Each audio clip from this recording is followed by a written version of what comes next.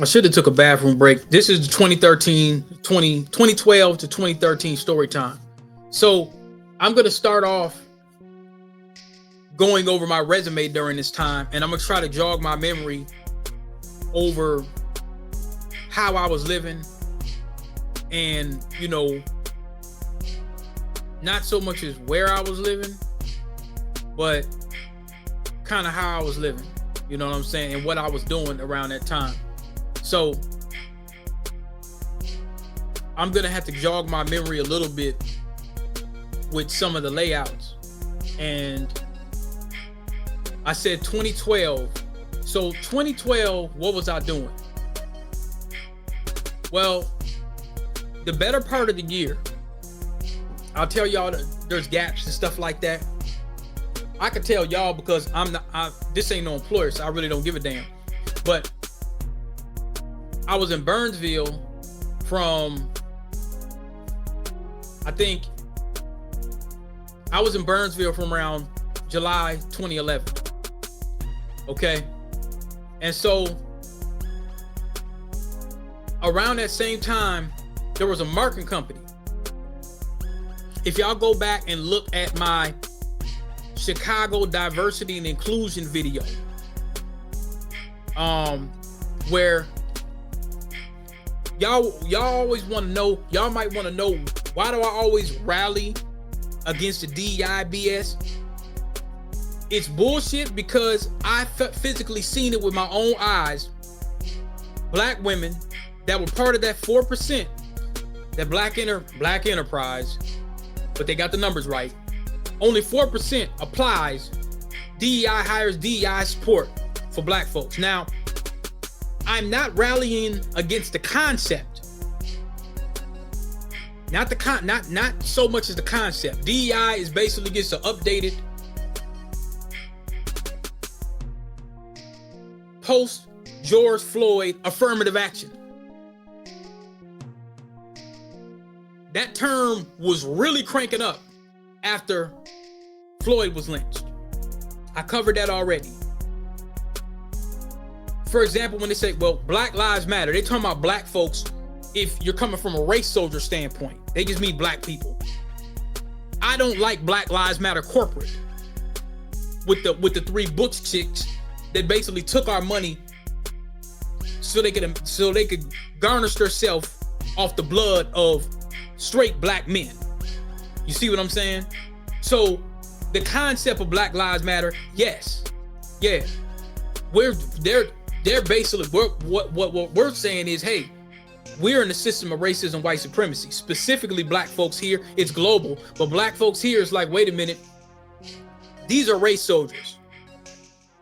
What they've done with DEI is they've said, well, we're just going to use the concept of what happened to you Negroes, and we're going to bundle it up and make it look good to put BIPOC and this, that, and the third, all that other kind of stuff. So, you know, my first time was around this time in 2011, seeing that they hired a DEI Negro to handle the Negro problem at the job. Now, I already talked about that. They hired this sister for that, and I seen a sister from Chicago come from Chicago and work at this place, and you just got blonde and present Becky just show up and take her job when she wasn't even qualified for it. That is really what DEI is, y'all. So when you say, well, we should rally against Target, if there's still black product in there, don't stop shopping there. Take your money and go to a black store, or find out what that black product is and you still buy it, because you're gonna go to Walmart and Target anyway. And I gotta say something about my state before I kind of go into this. I'm going into a segue rant. It's a bunch of dumbass off-code niggas in my state doing this goofy shit. As the Chicago niggas say, goof ass. Bunch of goof ass niggas doing it. All right. So that's what I saw in leaving Burnsville, that position. That was my first DEI where I got to really see it what it was. This was way before Floyd. So, mind my little rant, had a little bit of coffee. Let's go into 2012. I was at that firm for I was at that place a little while, and I wasn't there too long, and I ended up getting up out of there. But my first, and I just started doing the contract refresh stuff. Robert Half called me. Second win. I should have went back to them. I should have looked for a contract and just rode that refresh wave for the next couple of years. I ended up doing it anyway. Robert Half called me. Second win. They had somebody for a company. He had been at that contract for 2 weeks. You see what I'm saying? I think my mom was alive during that time. I was talking to her. I said, "Hey, Bon, and she's like, ain't you sad that you ain't there at that marketing company no more?" I said, "They gave me a big ass severance checker." Like I was laughing to the bank, literally. She said, "What you so happy about?" I was going over to my grandma's house at the time. She said, "You so happy?" She said, You happy for a nigga that got fired?" I said, "Shit, do you want to see this check?" So it didn't bother me. It did not bother me because I had a big ass, I ain't gonna say how much the check was. I had a big ass check. And I just said, well, I went and filed my unemployment and went and found another refresh. You see what I'm saying? So the job was downtown. I ain't gonna say what company, but it was worse. They had a real bad racial problem there, to the point they had to hire a DEI Negro, a diversity inclusion Negro mascot, to manage it. And the sister pulled me to the side. I told y'all that last time in that story. They pulled me to the side and they told me, she said, "Man, they hired me. I'm the DEI Negro." That was a term she used. "I'm the DEI Negro." She said, "Hey, let me holler at you." Saying she was real, real hefty, little hefty sister. She was cool. You know what I'm saying? She looked like she'll cook you apple pie or something like that. Real cool. On code. DEI Negro, but on code. She knew she was the mascot. She wasn't putting this facade up like, "Oh yeah, everybody's gonna be everybody," and "Oh, BIPOC. She wasn't on that bullshit. She pulled me to the side and said, "Man, they got her." She said, "There's a bunch of race soldiers up in here. And they hired me to manage it." And I said, "Hey, get your check." She's like, "Man, I ain't gonna be able to do this long." She just wasn't gonna tap dance. She was just like, "Man, I can't handle this." She said, "I can't handle it." She said these Beckys up in here, they a trip. And I'm supposed to be the DEI Negro. I'm supposed to help manage the Negro problem or whatever like that. I said, well, I told her, I said, "Sis, do your thing." That was the first day I went to HR. I was in there a week. You see what I'm saying? So then I met the Chicago chick. I met the Chicago sister. She was put together. I'm not gonna get the details. She was, man, look. Okay, so anyway, Robert Half gives me a call. Late February, I think it was. I had my resume up. So I think that project might have started in March, I believe. And so I was there a week doing my thing. Robert Half called me. They said, "Oh, you made the cut." I'm like, "What you mean I made the cut?" "Well, there was a guy that was there and he didn't do half of what you did." Okay, so now it's Black Panther again. Negro saving saving it, saving the day. It's always a black man to save the damn day. So what they do, they give me the spiel. Basically, I was like a trial. So if I wouldn't have made the cut, they would have just cut me that week. They had somebody come in there. He was there 2-3 days, didn't get hardly nothing done, no images or whatever. I see, because when I came in there, I seen all his work, and I said, "What's all these desktops or whatever?" I stacked them up, images, doing my thing. They like, "Man, you have done more in 3 days than the last people we had." But they didn't tell me that up front, that they were gonna say, there was somebody here before you. A lot of times companies, they don't want to do that because you might kind of be like, "Hey, what's going on over here?" You may not want to step into that. So I'm in there 2 weeks. I'm cranking it out. That's where I met B.A. Bob. You see what I'm saying? B.A. Bob. That's where I met B.A. Bob. And so I learned how to configure Blackberries, and this was my first introduction to smartphones. Now, you would think how techie I am that I would have had an Android or a smartphone or whatever. I don't know if they called it smartphones during that time, but they were smartphones. I wasn't interested in having a smartphone. I had a flip phone or the Nokia 3310 trap phone. So I want to put that in the. Let me see if I can remember to put that in one of the images or whatever. So during that time, I upgraded the whole entire company. That was my first Windows 7 migration project for a manufacturing company. And it was in Columbia Heights. And the schedule was cool. I'm trying to remember what car I was driving. At that time, I had to been driving this joint right here. Now, I was supposed to show this at a different time. I think I did. This is when I had the blades on there. So I didn't have the blades on initially. I don't think I threw them on until I threw them blades on in 20. Well, let me see. Around the same in 2012, at the beginning of 2012, I bought my 79 Riviera in 2012. So I had this and I had my Riviera, but I didn't spray my Riviera yet. So I think around this time, and now you see I had to play clothes. There was another piece of information that I want to there was another piece of information that I was supposed to cover in the last live. Oh, okay, real quick, the advocating. When I said a lot of those sisters, let me say it real quick because I forgot what it was on the last live. So we'll move on. So I kind of went off the space about Cub Foods. I was working at Cub Foods when I was on Minnehaha, or not on Minnehaha. I was working at Cub Foods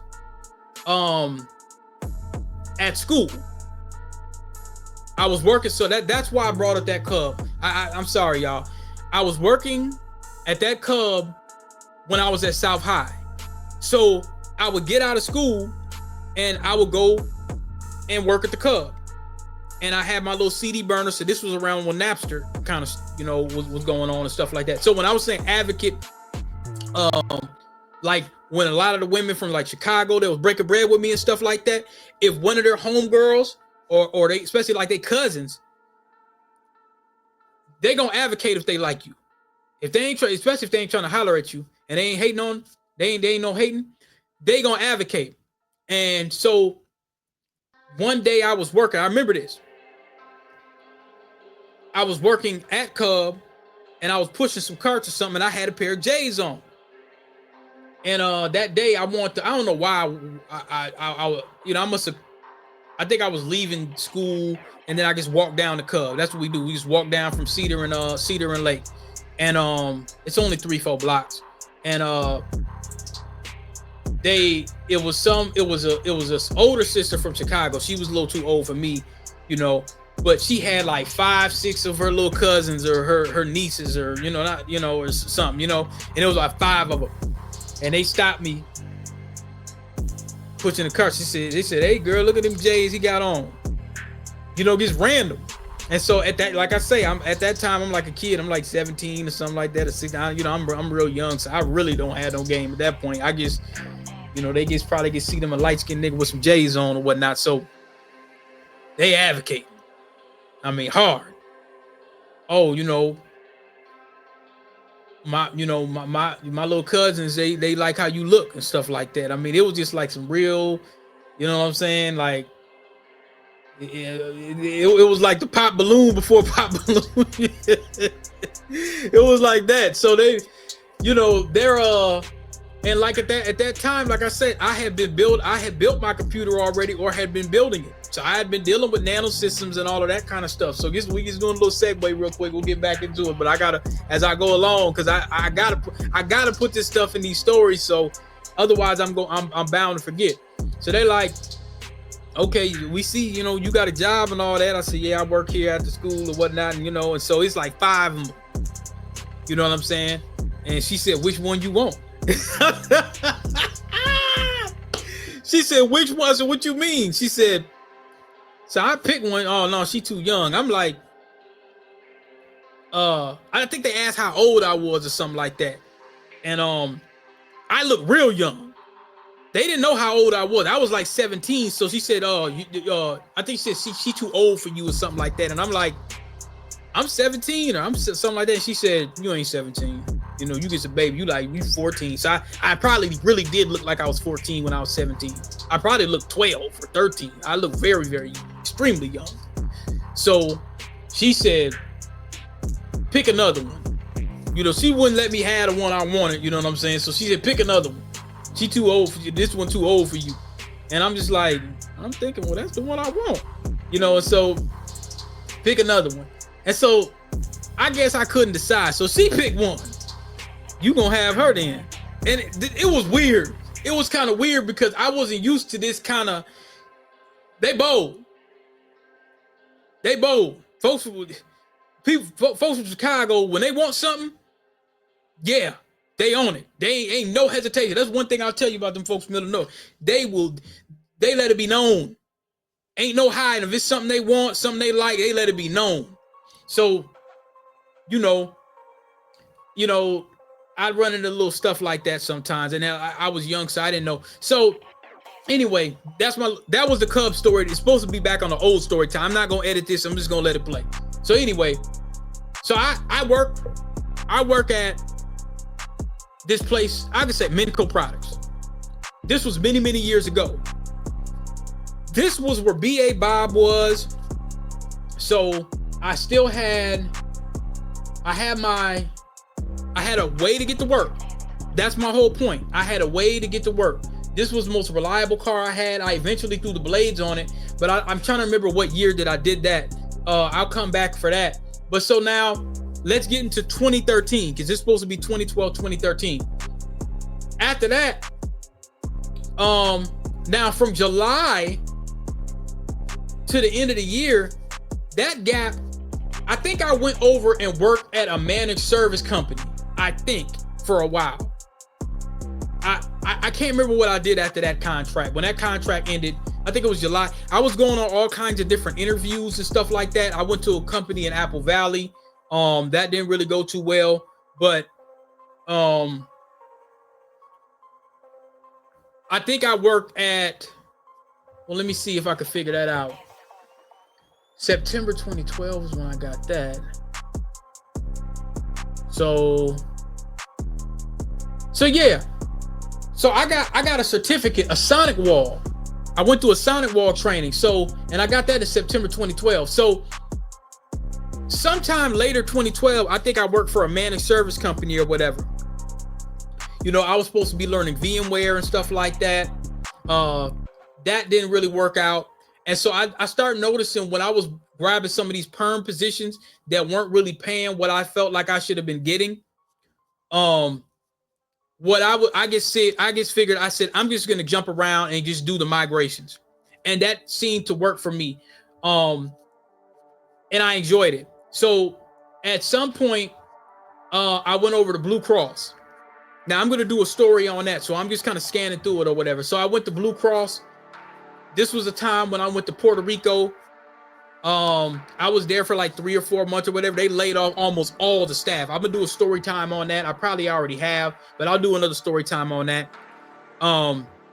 So this is when things started getting real cool. Now I won't go to February. I'm not gonna go into 2014. We're gonna stay right here. When I was at Travelers Insurance, this is when I told you I made a story time on that dude, Don't Be a Willie. This dumbass dude named Willie was there doing a bunch of goofy stuff. And we almost got into it because he was smoking in the hallways and making weird sounds when the women were in the elevator and all that kind of stuff. So this is what really solidified my next steps because I was using SCCM heavily. I was eventually put on the desk to just monitor everybody's projects. Eventually, there was a brother that kind of took me under his wing, real good brother named Alvin.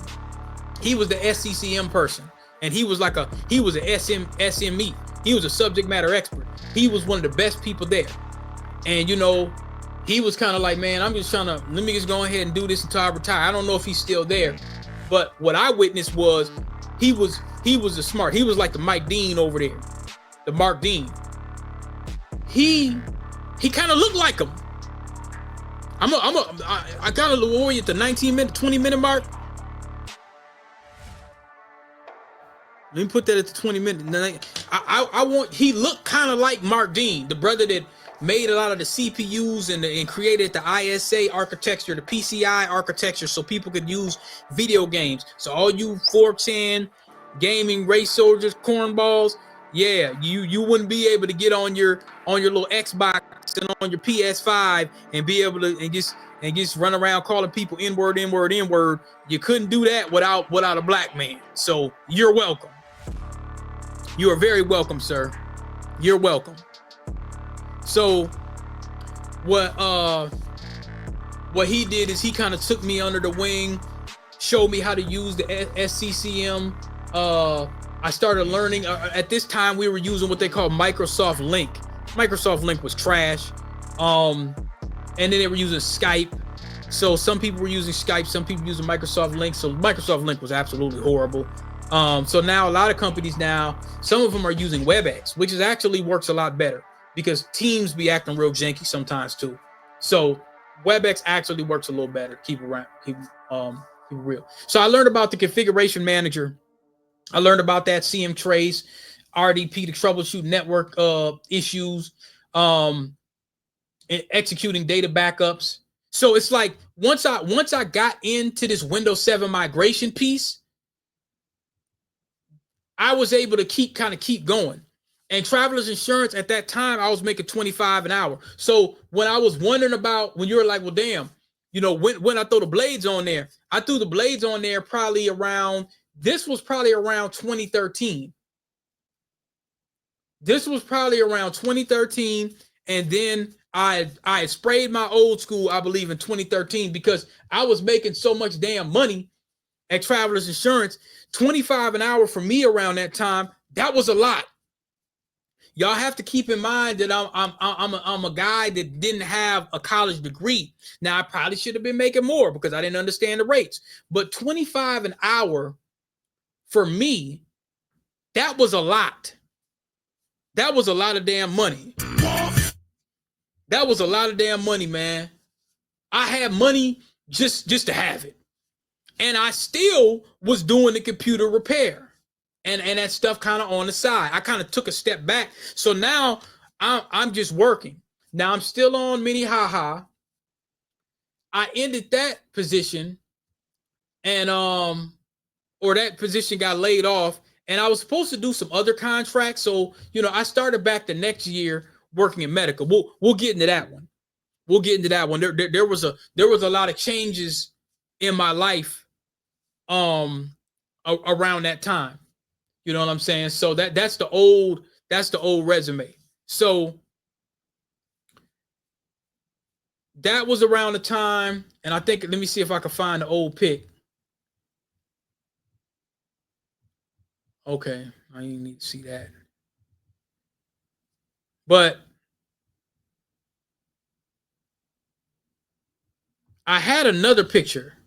Here it goes. I don't know when this was, but this was probably around this picture here.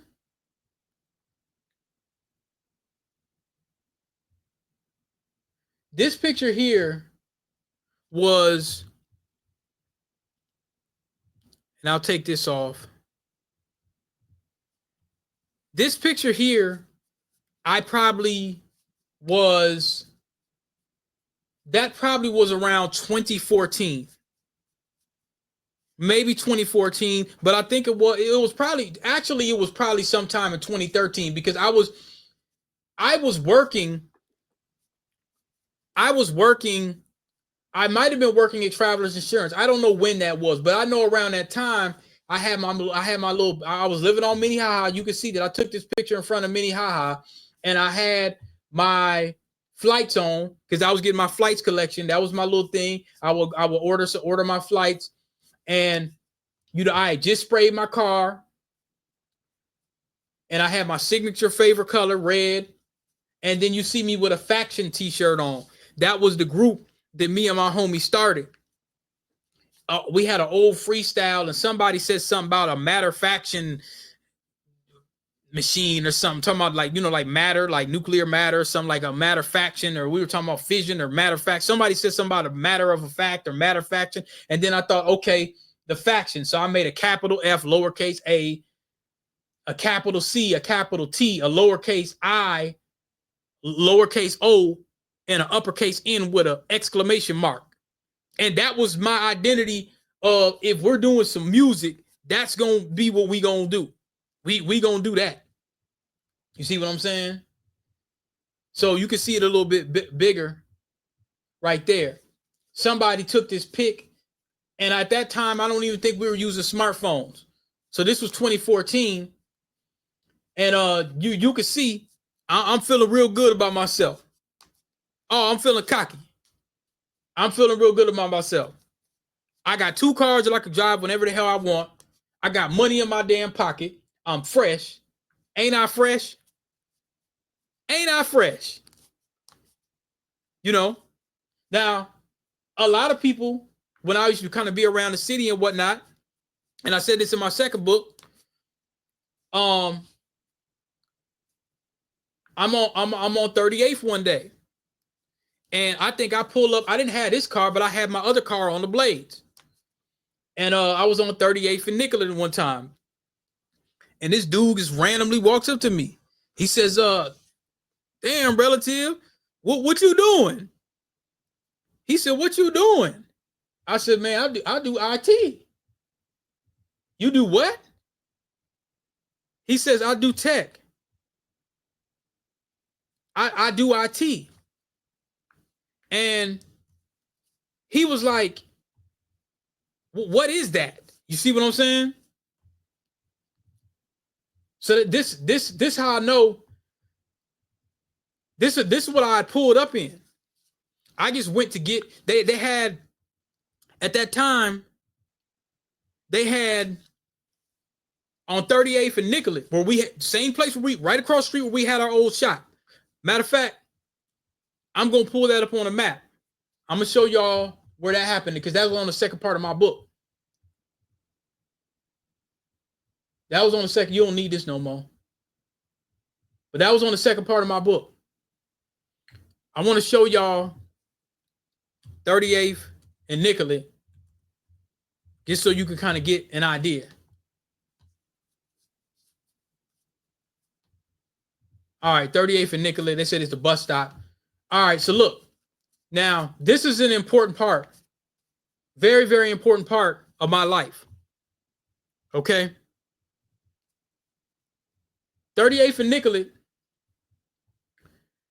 Now, this Latina restaurant, I don't know if it was there before. This wasn't there, but you see how things look different? Now, I heard this place is supposed to be decent. It never looked like this. Shorty and Wags used to be here. Anybody from Minneapolis could attest. Man, that was some salty chicken, but it was good. Them fries and that salty ass chicken was good. This is some of the best meat you can get right here at this place. But we had it right here. This was our shop. Me, LT, and Stack Dough. The barber shop was like right here. This was our shop. I did the PC repair. This was 2007. Right before I started. This was in 2007, y'all. Right before I started my internship. Our shop was right here. Now, this looks a little different than what it used to be. This used to be a hardware store. I think it's still there. This is another restaurant that they made it look a lot better than what it used to be. But when I pan around, so at that time I didn't have a car, so I would hop on the 14, and that bring me down the lake, and then hop on the 21 all the way back down to Minnehaha. Or a lot of times, what I would do is I'd hop on the bus right here, bring you all the way down 38th, and that'll bring you to the train. Or the 23. The 23 will bring you all the way to 38th, and that bring you to the light rail train. And then I get off the light rail train on Lake Street and just walk to the crib. 2 blocks. So now you kind of see, well, why did you stay there? Frozen State of Independence. It's too damn easy. You see what I'm saying? It's too damn easy. So it's some grimy niggas that broke into the shop, stole my homeboy's clothes. They left my DVD duplicator, so it looked damn near like a inside job.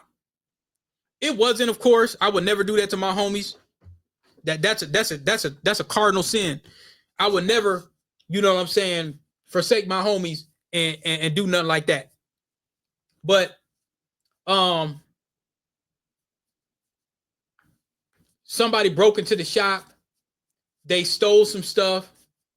And they eventually found out who did it or whatever like that. But they were like, man, they just didn't want to keep the shop open after a while. And then around that same time, I had just got hired on down the street. And I'll do another story time for that. So, like I say, traveler's insurance, I was doing that. That was 2013. Now we're going to go into 2012. We're going to go into 2013 to 2014 next time. And we'll cover that whole year over how, what I was doing around that time and any little gaps I think of. Now, keep in mind that towards the end of 2014, things start getting dark because my mom passed. So 2015 is going to be kind of a blur. So I'm gonna try to capture the emotion for 2015. So it's gonna be a little bit different in terms of things of where I was at. But it was kind of hard for me to adjust to corporate. That would have been the time to work remote. There was no remote back then like that. So that was a thing of the past. I mean, this remote thing was not a thing of the past, but it was a thing that nobody thought of. You just get up and go to work. There wasn't a lot of people working remote at the time. So I'm going to go ahead and get this up. So far, we 3 story times deep today. I'm going to try to knock out another 2 or 3 of them. We'll see how that goes. I'm going to have to do a part 2 for Storytime 2013 to 2014. I might have to do a part 2 for that because I'm going to have to add in a bunch of different music. Or I might have to play some music just to get an idea of some of the stuff we were working on. So I might end up doing that. I don't know. I might end up playing some of that or inserting some of it in so y'all can see, because see, in our minds, yeah, we had regular jobs, but we still love hip hop. So we weren't just some niggas sitting up in the studio broke. We were at one point, you see what I'm saying? When we didn't really have no serious occupations, but we never lost the love of music. So we kind of figured, we might be able to kind of make something happen and stuff like that. Well, we probably did it a little too late. Like I say, I went to IPR in 2003. But far as us actually getting our sword sharpened up, as the Wu-Tang says, we were thinking, well, maybe we could do something with this music or whatever the case may be, because we were good. We were pretty good, especially Stack Doe. That nigga had bars. You know what I'm saying? And then he had the story. He had the credibility, the credible story to back up his bars. You see what I'm saying? So, it's just that shit gets expensive. It wasn't how it was, to do all that. It costs a lot of money to try to break a record. And you got to really, truly be ready to do that stuff. But like I say, I kept doing tech. Tech was what paid me. And I never stopped doing it.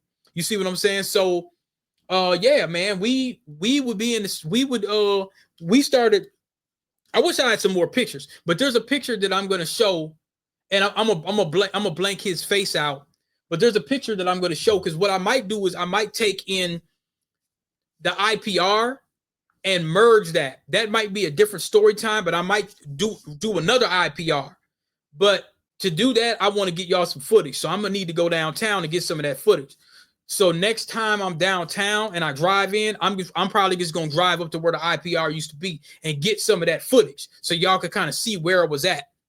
All right, so we're going to do, the next thing we're going to do is we're going to break away from 2012 to 2013, and we'll probably do one other story time that is not about this year. It's going to be a different story time. So we'll see. All right, y'all.